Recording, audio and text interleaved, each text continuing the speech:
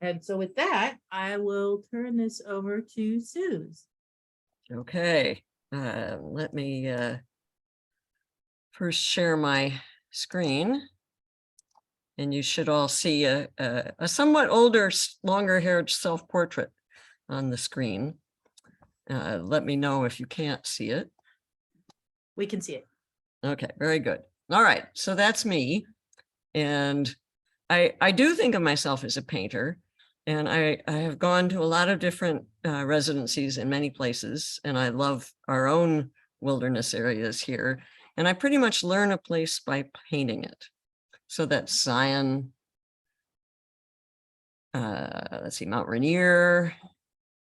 It's up in the Canadian Rockies, down in the bottom of the Grand Canyon, Mount Rainier again, up in Stehekin on the east side of the North Cascades, the Central Cascades. I think you get the idea.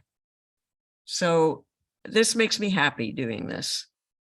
And I've done this in a lot of places. I've been to quite a few residencies. I've been the artist in residence in quite a few national parks. And I've also gone to a number of art colonies where you are an artist in residence. And I think each has its benefits. But what I see when I'm out in the backcountry in all these different places is more and more burned over areas, especially since I mostly grew up here and have been hiking my whole life in the Cascades. To see these changes is pretty startling. And I won't go through all the facts and figures. I think you have heard them from all kinds of places. I did call the last show of my burned trees six-fold increase, because that's what the last National Climate Assessment predicts. So I started painting what I was seeing. This is 2008.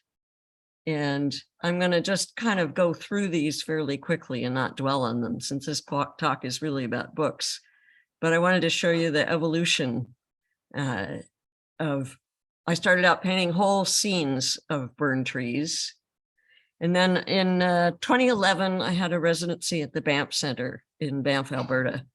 It's a fabulous place. They have about 300 people from different disciplines at a time. You're right next to 4 Canadian national parks. And as usual, I started out painting landscapes, but they gave me this giant studio. I had never had that much space, and everything that I put on the wall looked so dinky. I thought, I got to start painting big things. At the time, I was doing lots of watercolor on gesso paper. So these two are 75 inches high by 50 inches wide. And bless her, one of the administrative assistants on open studio night said, you should take those out and put them up on real trees. An idea that had never occurred to me. And that was a really amazing artistic high. When I got them home and I got them varnished with the help of some friends, we wrapped them around trees up in the Methow Valley. And it was, I couldn't decide, am I seeing the future of the tree, the inside of the tree? It just brought up a lot of visually provoking questions. Another thing I learned at that residency in particular, one of the visiting artists had won the Turner Prize, which is a really big deal in England. It's like 20,000 pounds or something. And the project he did was called Shed Boat Shed. You can look it up. He explored the area around a museum in Germany. I don't remember which town at the moment, but the town's on the Rhine and the museum is on the Rhine. And he bought a shed from a farmer up the river, built it into a barge, sailed it down the river, and reassembled the shed inside the museum. And this really kind of annoyed me. I thought, now who is this for? Do the viewers get anything out of it? But then he went on to describe another project. He rode, and remember, this is 2004 or so, he rode a prototype electric bicycle across a desert in Spain and did watercolors of the vegetation from the exhaust of the bicycle. And that really kind of turned on some lights for me. It made me think about, how can I connect the process of what I'm doing with the meaning of what I'm doing? So, I thought, well, I'm interested in burned trees. Some paper anyway is made from trees. Burning's a way to make marks. And there was a Japanese sumi painter in the studio next to me. I would never have thought of doing something in this form if he hadn't been there, which is, again, one of those benefits of residencies for me. I went down to the sculpture shop and borrowed a soldering iron and used it to draw with. And these were such a good reminder of how little it takes to make a deep space. Just a little occlusion and a little change in scale, and you have a deep space. And you would think, having done these, 11 years ago, that I could see artist books in my future, but it took a little bit longer before I got converted. I explored burning paintings, but it seemed to me, unless you were looking at them really closely, you couldn't tell that it was actually burned. It just looked like another pigment. And the same thing was true when I used my daughter's chef's torch to make the trees in the foreground of this painting. I tried casting paper from molds of burned logs and sticks. And I learned the hard way, don't pour India ink into your paper in your mold if you ever wanted to get it out of the mold again. But I did some pieces that explored both painting and paper casting and drawing with the soldering iron. I made the same views of the same burned log from 4 different points of view. And I realized that when I painted those landscapes, what really kind of made my visual neurons buzz was the char. I've always been, just like Celine was talking about rocks, I also like to paint rocks.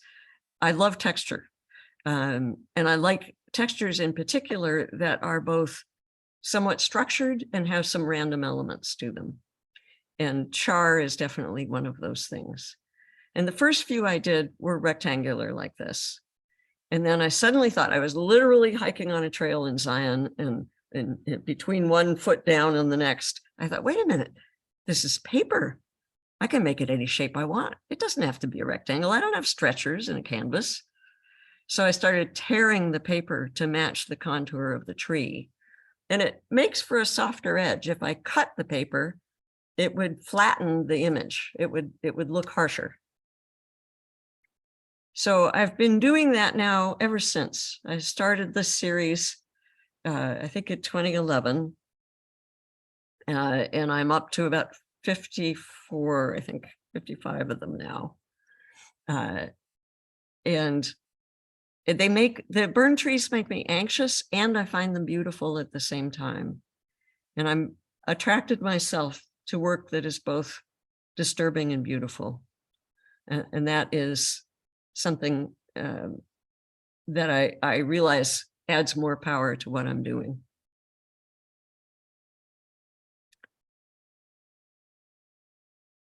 So I kept painting charred trees, but I started to get interested. No, sorry, out of sequence here. The biggest one in the, let me go back a second. I've got something out of order. This one won a People's Choice Award at a juried show here locally in Kirkland. And the award was either a little wall in the gallery during another exhibit or a huge wall at the Kirkland Public Library. And so right before the pandemic hit, I went and measured the wall in the library and started the largest burned tree painting I'd ever done. This is in an exhibit that's coming down on Monday. It's 21.5 feet long and 7 panels. I learned the hard way never to make artwork bigger than your car. So this does fit in my car.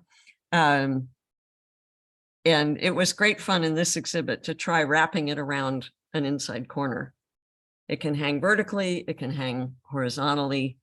And that was my pandemic focus project. And I'm still painting burned trees. These are all fairly recent ones this year.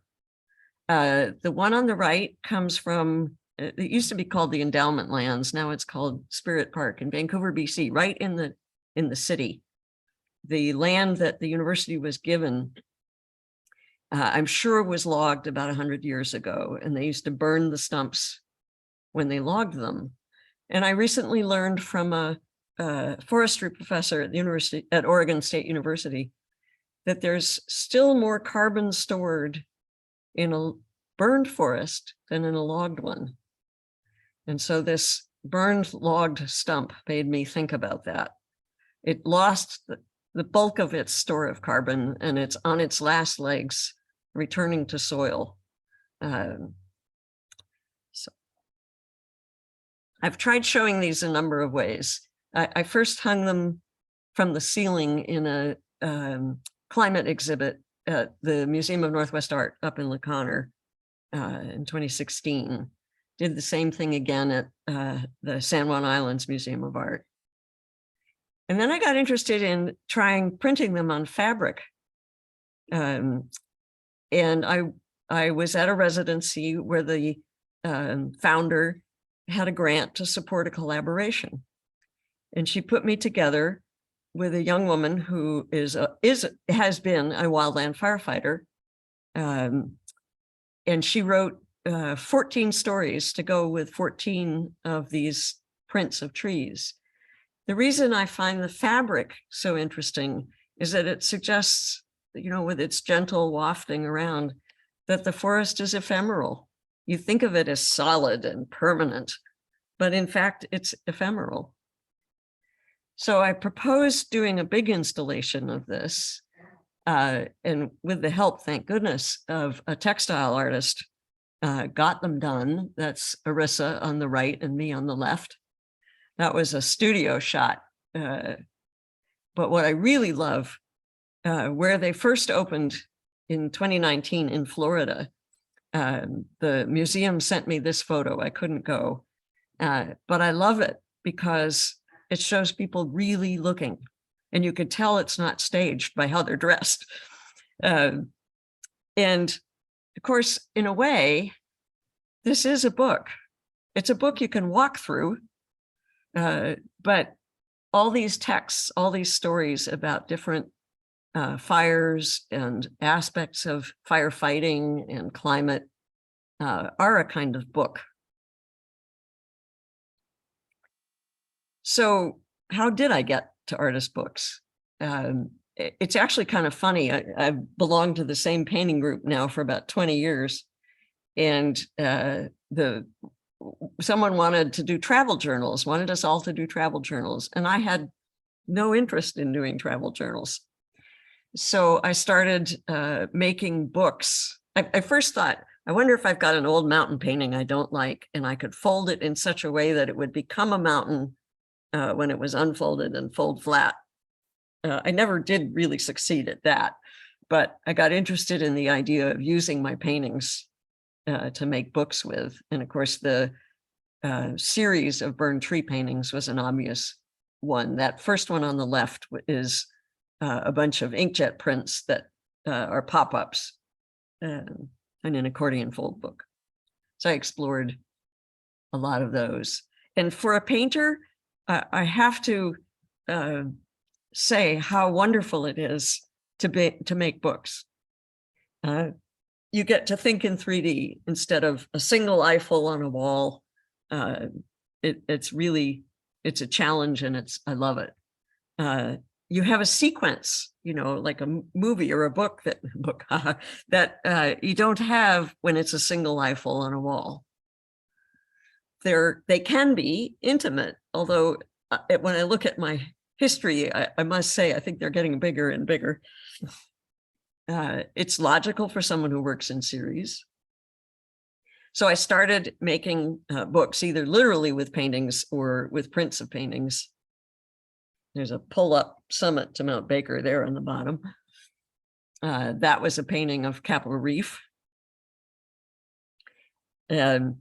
I started thinking about using rocks, and I originally would buy sliced and polished. Someone had already worked them and started making books out of them. And I realized I didn't care whether there were prints of my paintings or paintings in them anymore, that the form and the materials were the story. So I hike through forests a lot to look at burns, and because I love being in the mountains. And I started seeing these little pieces of bark on the trail, and it looked like they had scribbles on them. And I had no idea what they were. And I started noticing them everywhere I went. This is in Washington. This is also on the other side of the mountains in Washington, in Bryce Canyon, in Southern Oregon. And one time I went over Wolf Creek Pass in Colorado. I had never seen that much dead forest in one place. Almost everywhere you looked, all the trees were dead, and they were from bark beetles.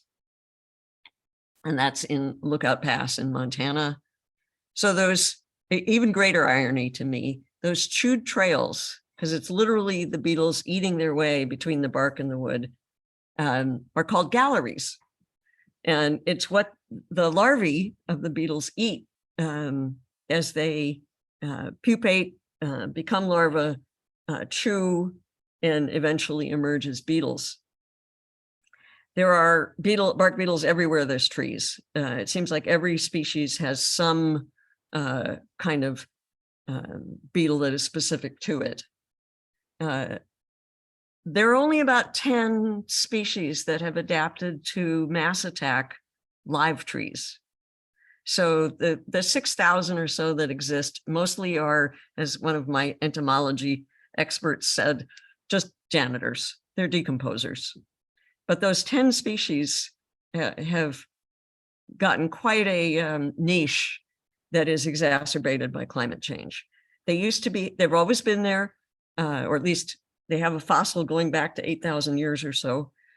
But warmer winters mean that their larvae are not held in check. So the populations have exploded, and the trees are also stressed by heat and drought. And so that combination is quite deadly. And every species seems to have its own particular structured random pattern. And it seemed like it's some kind of message, we're just not getting. And what's a collection of messages but a book? So I started making these 6 years ago. I'm up to volume 40. I'm not going to try to show you all volumes, just hit a few highlights here. When I first started, I collected some pieces of bark, but they weren't with galleries in them, but they weren't strong enough to use as covers on their own. So I tried embedding them in epoxy, and I would interpolate in software one shape to the other to make a series of pages. And this was the very first one that I made. And it's quite small. This third, I think this is the volume 3 that I made. I think this one is called Bug Ruts. That's right. And I used materials that reminded me of wood. In this case, together with some of that bark. In this case, it's iron oxide dyed felt, wool felt. And this one was in a Puget Sound Book Arts exhibit and got their award of excellence. So I'm quite proud of it. This is an interesting one in that I, like many people, assumed there was a connection between beetle kill and forest fires. A lot of people have thought, well, if there's all that standing wood, like you saw in that picture of Colorado around, it must be a terrible fire hazard. And so I made this one by etching some black acrylic with a char pattern and interpolating it through a bunch of holes with beetle species names on it. But I've since learned, interestingly enough, counterintuitively, given a fire that's hot enough, a live tree actually catches a lot faster than a dead one. And if you think about it, it makes sense. Turpentine comes from the resin of trees. So there are all these volatile organic chemicals in the tree, and if the fire is hot enough, it just goes whoosh. It looks like a match, a giant match. Whereas a dead tree is a lot slower to catch. It's not that it won't burn, but it won't burn as fast and as hot. And so there are some cases from Colorado where an area of beetle kill has actually acted like a fire break, completely upending my assumptions. I also was so intrigued by all the different galleries and species that I made a number that were early on that were kind of encyclopedic, like this one with laser etching of different species silhouettes on cork pages. I sewed my own galleries or dyed them on this one and used little ivory beads, white, not actual ivory or off-white, to indicate the larvae. And this one I called Encyclopedia Beetletania because I took my favorite galleries and mimicked them with a Dremel tool across a series of pages. I still thought they were related to fire, so the cover still has that charred etch on it. And then I used little inset copper panels in the wood pages to have the common name and the Latin name of each species. This one, I had this picture of myself because this log became a book, or it actually became several books. And it was across a road on a backcountry ski trip. So I carried I cut it up and I carried the log down on my way down. And this is the book, or at least one of the books that some of it became. It was originally was going to make, I wanted to use Daniel Kelm's wire edge binding on a flat side, but I was so intrigued with the form of the two of them shoved together that I put magnets in those flat sides. You could see them in here. And then what I did was I had a paper from the Washington State's Department of Natural Resources on bark beetles, and I stamped phrases from that paper onto each page slice of the book. So things like aggregating pheromones, that's how they call all their friends, moisture stressed trees, fire scorched trees, resin streams. That's one of the ways you can tell a tree has been attacked by bark beetles. It will have what they call pitch tubes running sort of bits of sap in a lot of places on the bark. And the larvae, when they emerge as beetles, then they fly to a new host. The inner bark is where nutrients are flowing up and down the trees, and that's where the beetles most want to be. They carry a fungus on them, some of them, that helps them digest wood. It's called an obligate mutualism. And you can sometimes see evidence of the fungi on a round of wood. It will have kind of a gray stain going in towards the center. And that's from the fungi bringing phosphorus and nitrogen back out to the surface of the log where the beetles can get it. A mass attack. I talked about mass attack already. This one, I was at a residency in Wyoming near the Bighorn Mountains, and I traced a bunch of galleries on trees that had been dead for quite a long time from a fire. And the people in King's Saddlery in Sheridan were kind enough to teach me how to stamp leather, which I didn't know. So I took those tracings and I had plates made of them and then stamped this leather with those patterns. The thing I like so much, this was some wood that was given to me actually originally from Stehekin in Washington. And when sliced in that way and the leather pages put inside them, the grain of the wood looks for all the world like a stack of pages. In this one, I embedded very large pieces of ponderosa bark, which is very beautiful on its edge, where you could see a cut edge, and used those same tracings to make a more complex set of pages. And I used this antique Japanese rice paper, which had a grain, a kind of long grain to it that reminded me of wood. And I tea dyed that to make these patterns, as well as using that soldering iron again to define the pattern more strongly. This is actually one of my favorites. I gave it a fake Latin name for art is data 2. Each page of this is a bar from a bar chart. And the data come from the British Columbia Ministry of the Interior, Ministry of Forests, data about beetle kill in a timber supply area of British Columbia. And so the foredge of the book is the chart, and each page is a bar from the bar chart. I read a paper by one scientist, actually several scientists, who were trying to use Landsat satellite imagery to determine the extent of beetle-caused mortality. And they would count a green pixel as alive, a red pixel as attacked, because the trees, one of the first indicators is that the needles of the trees start turning red. And a gray pixel as dead. And a pixel, of course, represents about 30 square meters, I believe.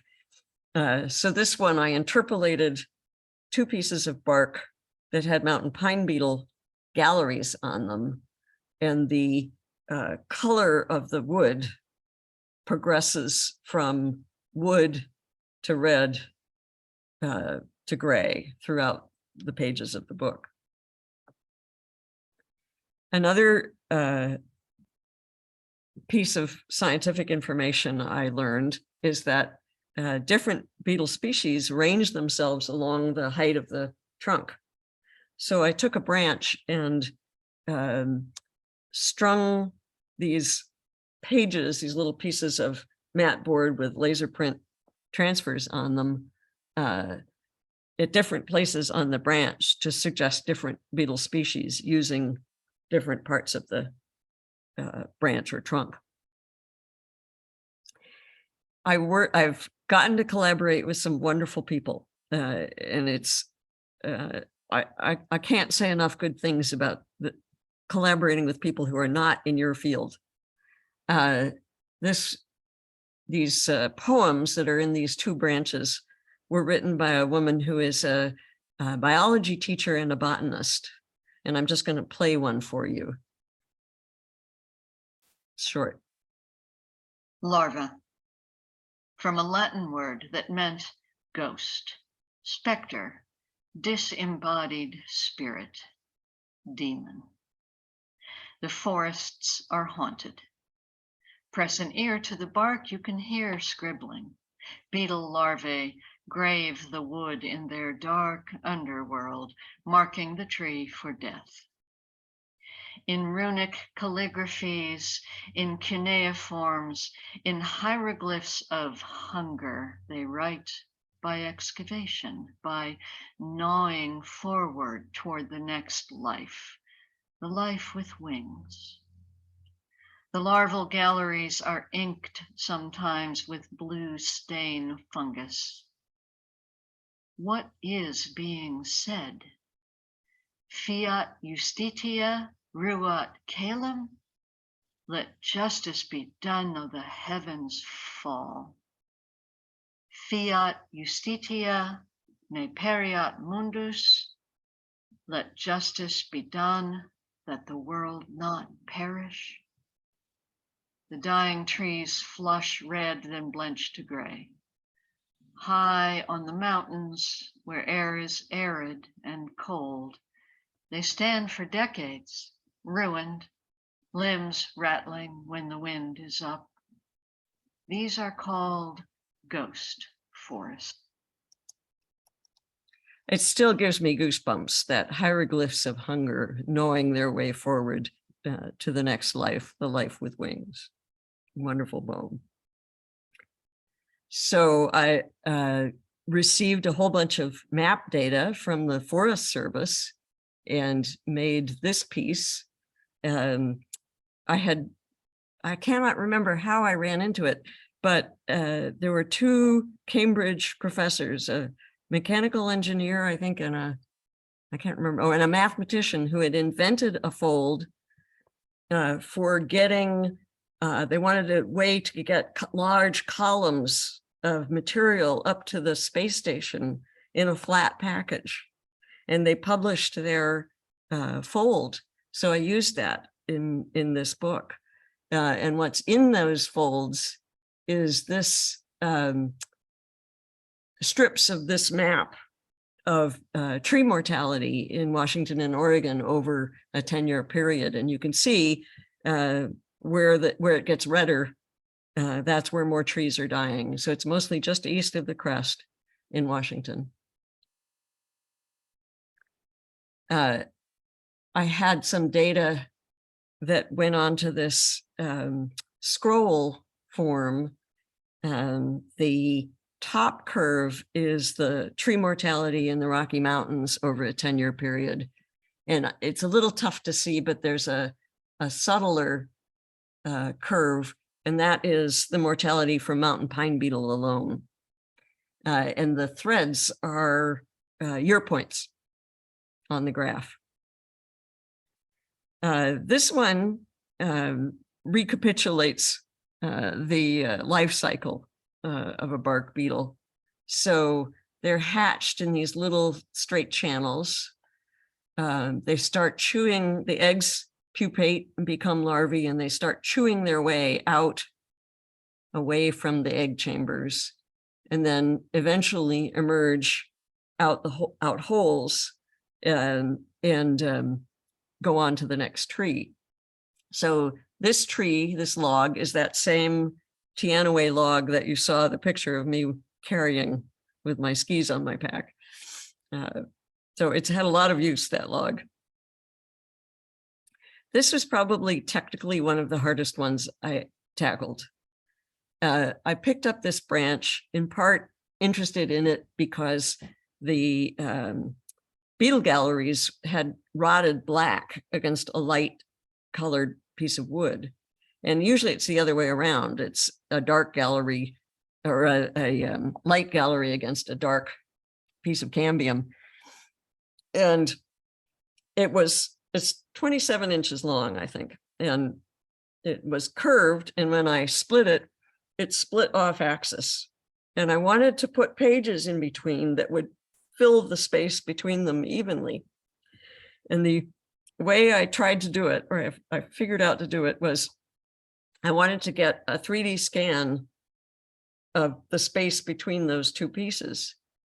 But I couldn't find anybody who could do that as a service on an object that big at the time.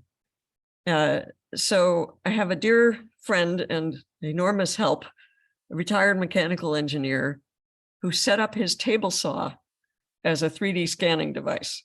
How on earth did he do that, you might ask? He took a long ruler and put it on the platen of the radial arm saw. He took another ruler and put it on the arm of the radial arm saw. So the long one was X, the arm was Y, and then he hot glued digital calipers to where the saw blade normally goes. So I did each measurement, every centimeter, for across the width of the branch for 27 inches, and made my own scan by hand. And then it wasn't all that hard to, in a 3D program, loft it. And then there are apps that will just slice any shape into something that will fill a space. So that took a long time and wasn't very easy. And then when I went to bind it, it hadn't occurred to me that if you have a curved object, it won't meet in the middle. So I ended up binding only the places where the the wooden pages could meet. So it's a zigzag kind of binding across the gap, but it works. It came out okay. So this is me using my friend's router in his shop. Thank goodness he's got all this stuff and is willing to help me. And this is the book that I was working on in that picture. This one, that's a big log from Southern Oregon. It was probably white bark pine, and there were very, very happy mountain pine beetles eating it, probably around 2002, 2003. I made molds, silicon molds from the outer surface of the log.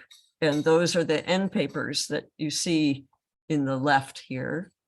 And then I made similar molds from other beetle species on other logs. And that's the rest of the pages. And that's some of the mountain pine beetle galleries here. And I couldn't resist. I called it What the Beetles Wrote. I've played a lot with using different representations of quantity. So this is a similar idea to the bar chart, but circles that get larger and larger to go with the round log. And I used rubbings from this same log as my enlarging circles. This is a complicated one. I'll do my best to explain as best I understand it. So I worked with an entomologist from the University of Montana who has done some very innovative work. She asked an obvious question that no one else had studied yet, which is, why do some trees survive bark beetle attacks? So she did DNA studies in a research tract that included, I think it was lodgepole pine and white bark pine. I think 7% of the white bark pine survived and 25% of the lodgepole pines. So she examined the DNA. Now, part of the life cycle of those beetles is that they synthesize the tree's defenses, resynthesize them as aggregating pheromones. That's how they call their friends. So those volatile organic compounds that are in the tree, the turpentine and other chemistry, are what the beetles sense. So the more vigorously the tree wants to defend itself, the better the beetles can see it. So these pages have drawings of mountain pine beetle gallery. Those are the solid color areas, together with the base pairs for the messenger RNA, sorry, for one of those defensive chemicals, for the gene that turns on the defensive chemicals. I hope I've made that at all understandable. But the dark pages are in proportion to the trees that survived because they were quiet. The beetles couldn't sense them. So that's why I called it survivorship. This one went back to the different species are on different parts of the trunk of the tree. And I used a 36-inch branch with an accordion fold and different beetle galleries as laser print transfers on the accordion fold pages. And at 19 feet long, it's the longest book I've ever made. I keep coming back to the data. So this one, each book is a bar from a bar chart. And when it's all hung like that, you can see the proportions of which species. This is a 10-year period in Washington state, which species were responsible for the greatest tree mortality. I believe that is Doug fir beetle on the left, fir engraver in the middle, and mountain pine beetle, which is something like 69% of all tree mortality. I was trying to get at that idea of obligate mutualism I used gray and blue thread. So there's blue stain and there's gray stain that comes from that fungus. And to suggest the burrowing hyphae of the fungi, the mycelium burrowing into the wood. So it changes from blue to gray over the course of the book because the covers have fir engraver on the front cover and Doug fir beetle on the, Doug fir beetle on the back cover. And this is another exploration of that same idea. In this case, I used tobacco fiber as the to stand for the hyphae, and blue handmade paper to be the blue stain on the ends of the end papers of the book. One of the introductions to a textbook I looked at, the author, Ken Raffa, said both humans and beetles like to make their homes from wood. So we are competing for the same resource. So this book is called Resource Competition, and I interpolated the shape and the surface of some beetle galleries on a branch to a piece of dimensional lumber with blue stain on it. And this shows what is inside the pages. Sometimes the people are winning, sometimes the beetles are winning. I think you had a presentation last from Ellie Matthews, and I was over at Centrum last fall, and she and I begged her to collaborate with me. I've been trying to get her to do that for some years. She finally did. We worked on this piece by a Canadian poet, which a Canadian friend had sent me. The poem, Emergency Break. In the unlikely event of an emergency, please stop what you are doing, says a sign on a BC ferry. And he says, if we were bark beetles, I could understand. If we were bark beetles, we wouldn't know. If we were bark beetles, we couldn't stop, not with one weakened spruce or pine still standing. So Ellie and I spent a lot of time going back and forth on the form and the materials, and it was great fun, and I like the results. If I go back a second here, it's repeated 4 or 5 times on this semi-transparent tobacco fiber paper because we can't stop.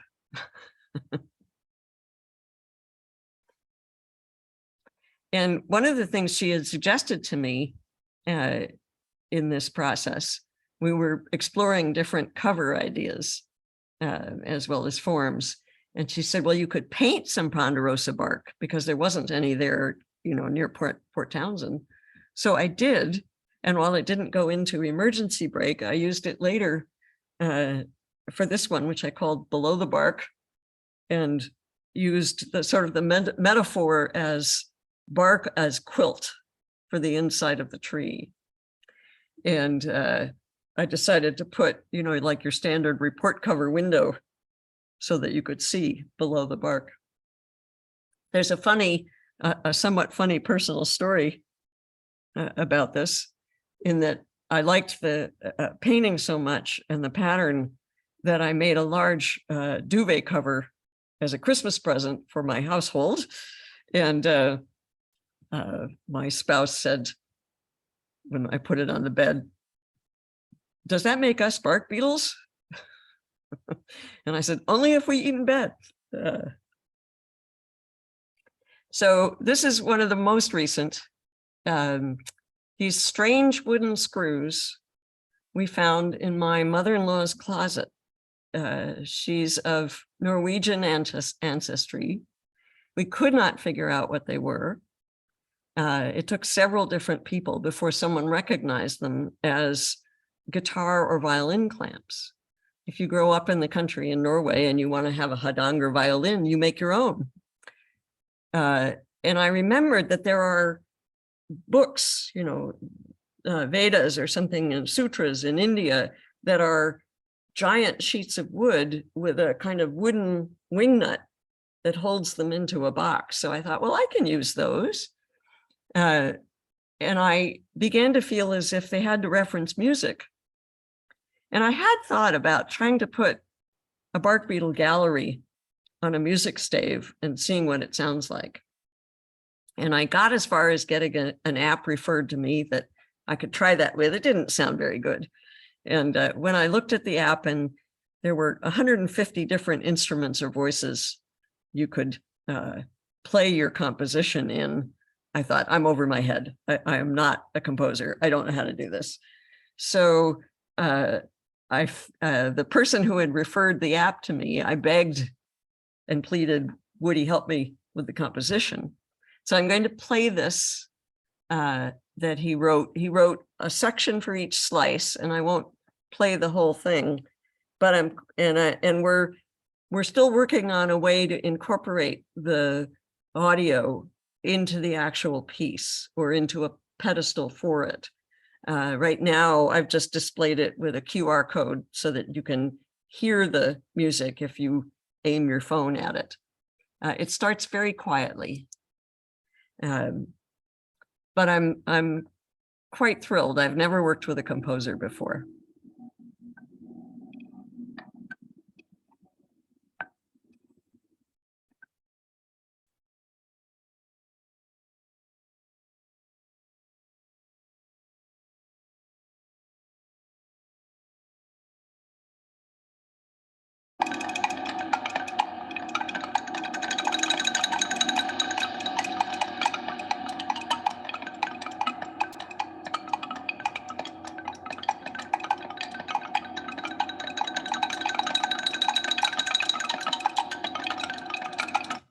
But as I say, I'm quite thrilled. He started by hitting different pieces of wood with many different kinds of mallets.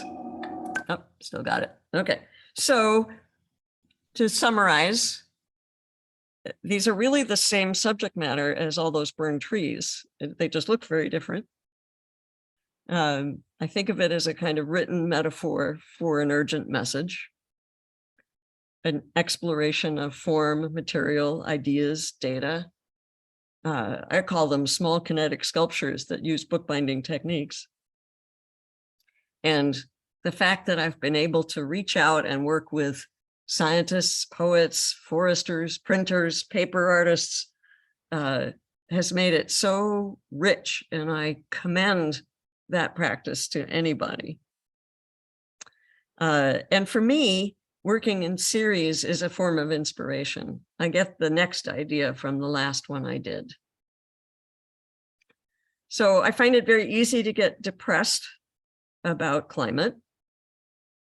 And I stole this remark from the woman who's retiring right now as the head of the climate impacts group at the University of Washington. She said, I used to feel that nothing I can do will matter, but I've reframed that to the only thing that matters is what I can do. And the great thing about doing this work and having it displayed in many places is that it starts conversations all over. So, and these are some of the many people who have helped me. And as I say, as a source of inspiration, trying to understand someone else's work and think about it or form it in a completely different way has helped me enormously. And some of these people I think you know, Bonnie Norman Thompson, Ellie Matthews. I think I had Mary Ashton on the page before, so forth. And if you're at all interested in learning more about bark beetles, barkbeetles.org is an amazing website. And so much of what I've learned by looking at that. And there's more on my website if you're interested. And I think I've talked plenty. And if there are questions, I'd be happy to answer any I can.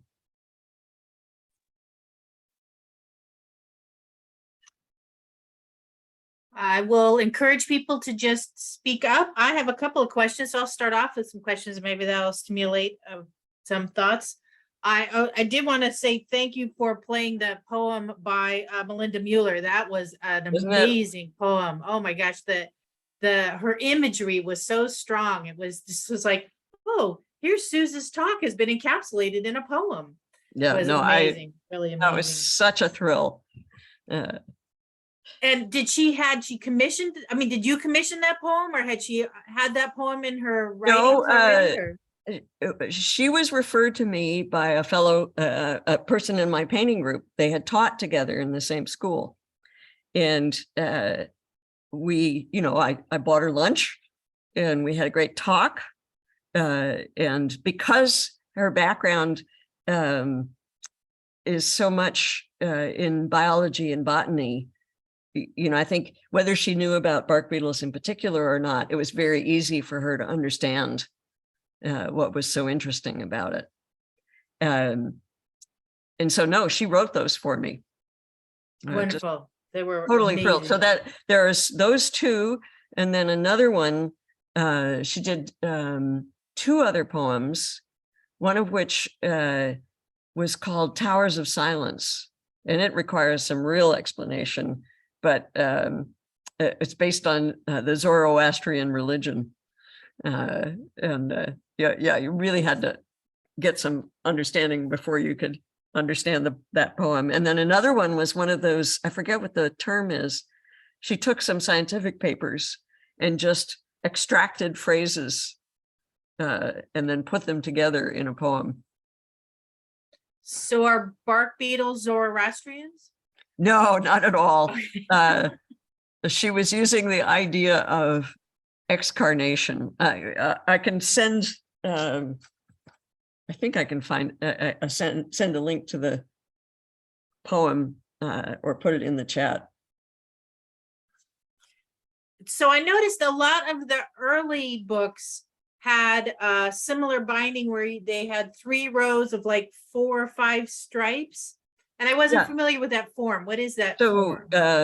I took a class because I came to all this fairly recently. I'm not a trained bookmaker.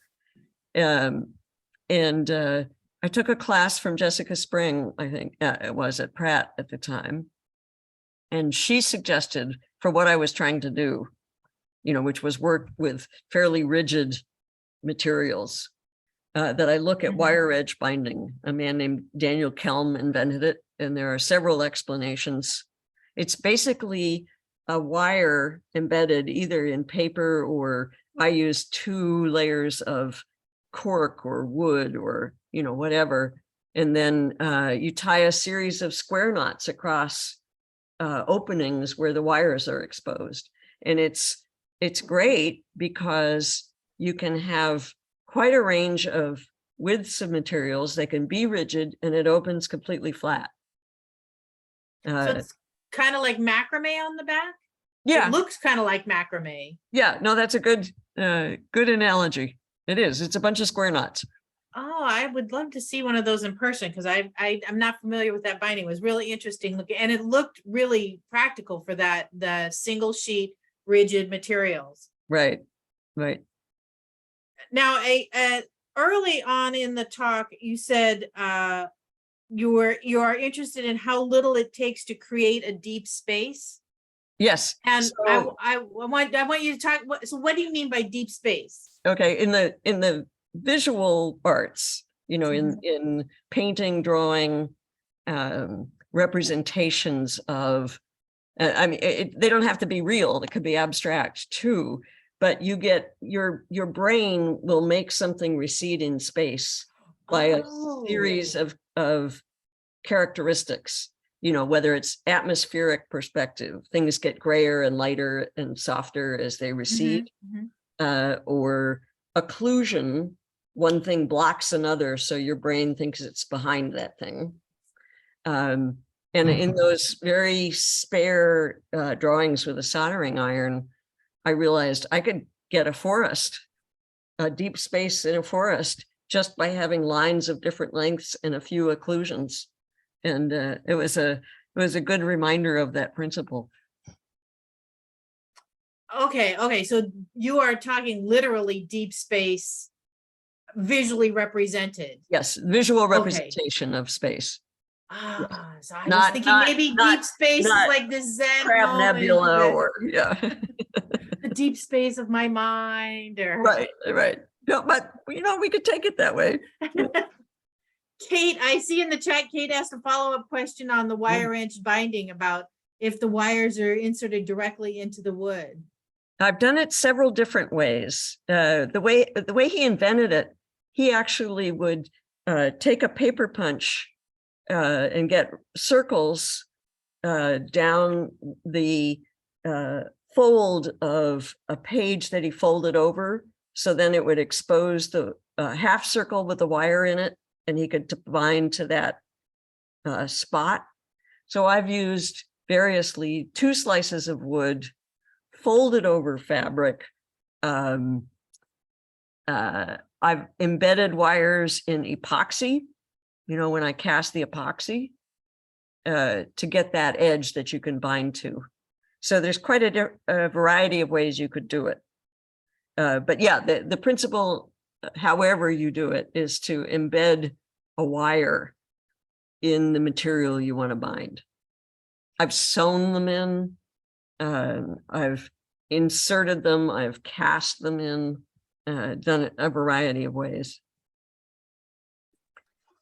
I think this is a prime example of why we need in-person events, not Zoom events. It would be nice to see some of them in person, for sure. Yeah. Kate, were you going to follow up? No, I would just echo my admiration for your work, and also just talking about the binding style. It's a really great interpretation of that technique. I think I'm familiar with what I would think of the more conventional Daniel Kelly of the 90s, where he was using it to create flat opening paper-based books.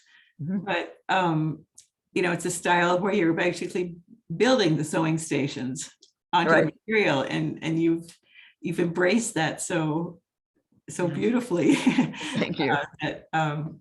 Anyway, yeah, we look forward to seeing more in person when we can someday. But fantastic presentation tonight.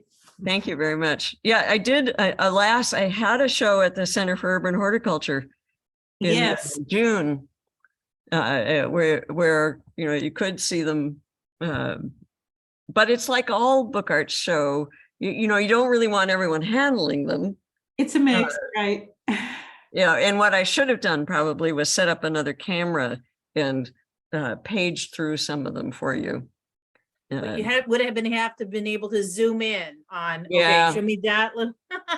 Yeah. No. All right. Okay. My last question is what? And another time you said, I learned the hard way never to make art bigger than my car. Yes. And So I wanted to hear about the art bigger than your car. well, if the piece doesn't fit in your car, you've either got to rent something or find someone who's willing to loan you a big enough vehicle. It's a real headache. That there was a painting of a cedar tree that was wider, which thank goodness somebody bought, because it was wider than my car. And I had to borrow a van to get it to the show it was in. And I was so relieved that it sold. So I didn't have to find a van to transport it in. Not exactly something you want to tie to the top of your car on the way to the gallery. Exactly. Exactly. Now, it's not usually a problem in book arts, but I came back from a brief residency at the Mineral School, and I know Catherine Alice Michaels has been there too.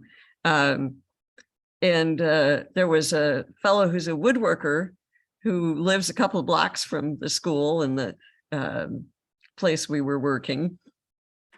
And he suggested I might want to go through his cutoff pile. He mills his own logs.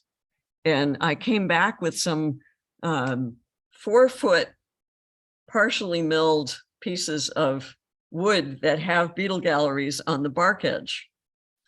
And I'm thinking about building a book that's going to be about 4 feet. And I So want you're to, approaching that too big for the car thing again. well, luckily it's skinny. And when it's folded, books at least tend to fold more than paintings do. So I want to explore wooden hinges too.